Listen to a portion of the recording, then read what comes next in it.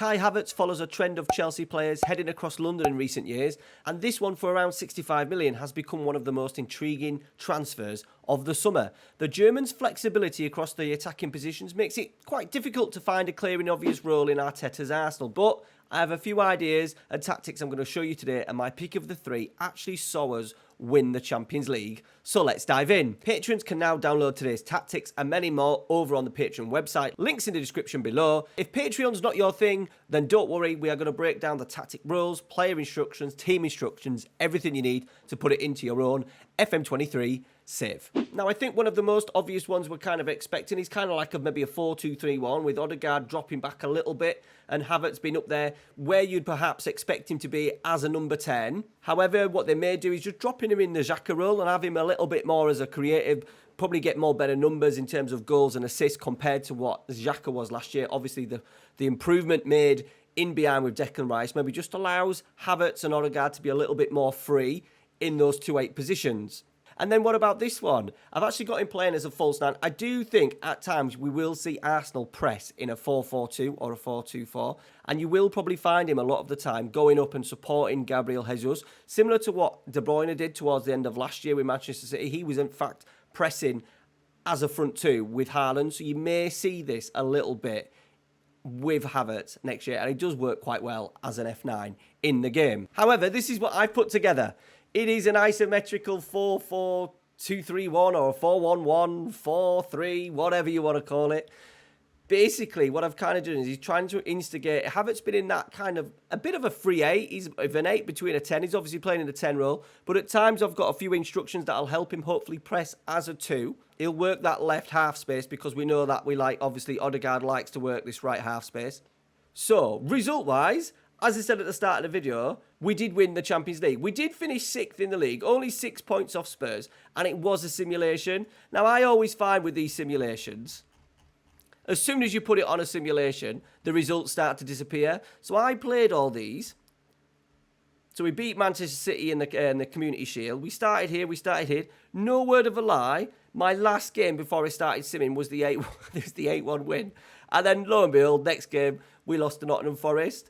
And then we had that horrendous run there in and around November and December. And then from January onwards, we started to pick it up a little bit. But we did make it through all the way to the Champions League. And we did manage to win. Gabriel Jesus scoring in the 86th minute. Now, what I did do is, if we look at the team stats, and what I did do is, when you go on holiday, use current match tactics. So we use the tactic that I'm just about to go through. And use current team as well. So the players were probably, to be fair, absolutely knackered by the end of it, with very little rotation, but so frustrated that we started so well, and as soon as I put it onto a simulation, the results started to take a downwards turn. Stat-wise, absolutely incredible numbers. Kai Havertz getting 24 goals from number 10. Absolutely take that. Jesus getting 30. Saka getting 44 goal contributions. And Odegaard getting 20 assists from midfield. So I'm really happy with that. I think if I'd have played the season myself, we would have come away with at least a Champions League spot. I think we would have potentially won the league. But that's FM simulations for you. I do not know where some people get their simulations from in FM23. Right, we're going to go through the teams. So, sweeper keeper, Ramsdale on defend. I've got that so he can play out from the back. It's my favourite role from a goalkeeper. I don't like the attack duty because it just goes too long, too early. The white one was an interesting one. I didn't want to put him as an inverted because he does stay wide and he kind of build up with a 3. And I have found wing back on defend the best way to help build up with a back 3 because obviously we're hoping to get Zinchenko going in there. So that's why we've got Ben White, wing back on defend. Obviously, Jurriën Timber will be absolutely incredible if Arsenal manage to sign him. We've got Saliba and Gabriel, 2 bog standard ball playing defenders on defend, no player instructions. Zinchenko, we've got him as an inverted wing back. I've mentioned loads of times the game doesn't replicate what the modern inverted wing back is doing, where they're now coming in build up. And as I said at times, the inverted wing back only goes in there after the ball's been progressed in, but we will see Zinchenko going in there next season. In there, the number 6, Declan Rice. Interested to know what your thoughts would be on that. I've just gone for a very simple, because of the roles in front of him, I think it's going to be so key that he is a sitter. So we've got him as a defensive midfielder on defend. I didn't want a playmaker. I want the ball to get into Odegaard as much as possible. I don't want Declan Rice being the creator. Yes, he's quite good at ball carrying. I thought Potentially, at times, they may drop a deeper double pivot. I'm not quite sure how deep Arteta will play Odegaard this season. I've got him in central midfield.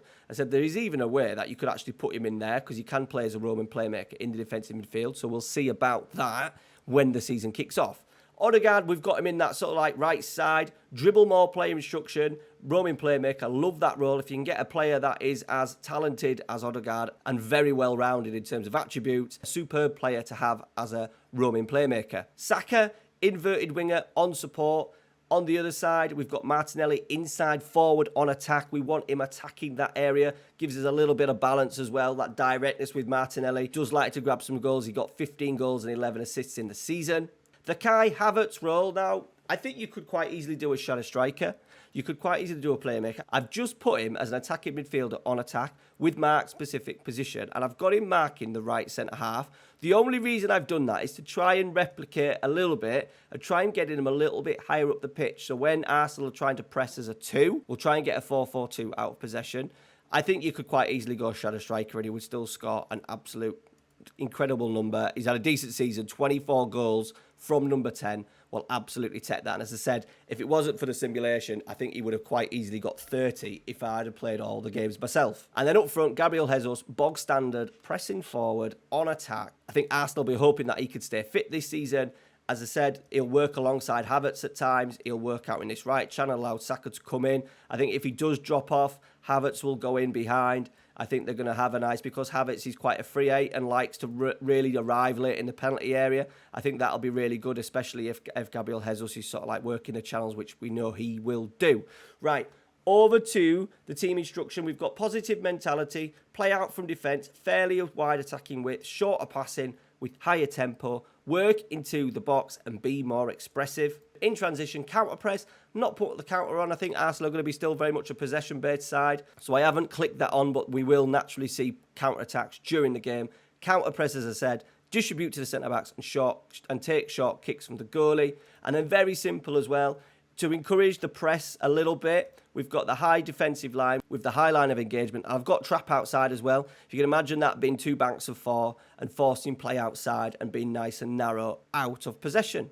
Right, so I'm just going to show you a few little clips. We break it in possession, and as you can see, we've not got counter-attack on. Remember, we haven't clicked that in, but we do counter, just naturally because of the rules that we've got. Havertz, because he's on attack, he's going to go. Saka's going to go as well, obviously. And we're in. Havertz now, look, playing pretty much as a front 2 there, getting really high in that left space. We're playing with kind of 2 strikers there. Martinelli decides to go himself. Deserved that because he won the ball initially. And then down the right-hand side, White, look, wing back on defend, does get forward. Havertz will be so good at that next year, arriving late into the penalty box. Good height, good header of the ball as well. And then another one, Martinelli coming in onto that right foot, what you'd expect. Saka out wide. Where is Havertz? There he is, arriving late into the penalty area. Just what we said that he would be so good at for Arsenal this season. And there he is again. He nearly got the opportunity to score a hat-trick there, but Gabriel Jesus takes the goal.